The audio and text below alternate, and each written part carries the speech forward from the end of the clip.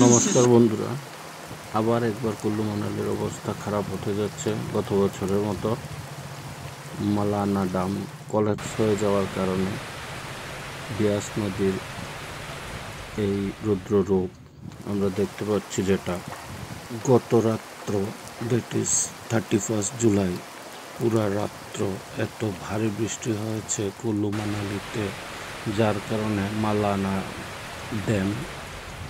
ড্যামটা collapse হয়ে গেছে। Collapse হওয়ার কারণে এই অবস্থা, যে বিয়াস নদী উফান বলে এটাকে।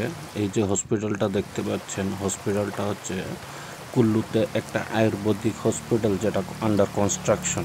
ওইটার অবস্থা প্রচণ্ড খারাপ দেখা যাচ্ছে, হয়তো হসপিটালটা নিয়ে যাবে।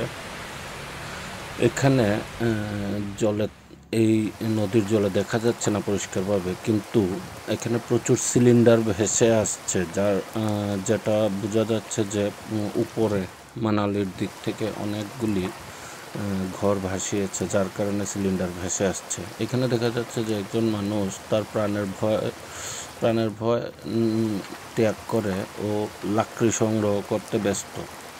অ্যাকচুয়ালি আমরা হিউম্যান বিং সবসময় স্কোপের জন্য ব্যস্ত থাকি। আমরা ফ্লাডের মধ্যেও আমাদের স্কোপ নিয়ে ব্যস্ত থাকি, যে লাকড়ি কীভাবে সংগ্রহ করা যায়। কিন্তু প্রাণটা যদি চলে যায়, তখন আর এটা ভাবি না যে একবার প্রাণ চলে গেলে আর তো ফিরে আসবে না।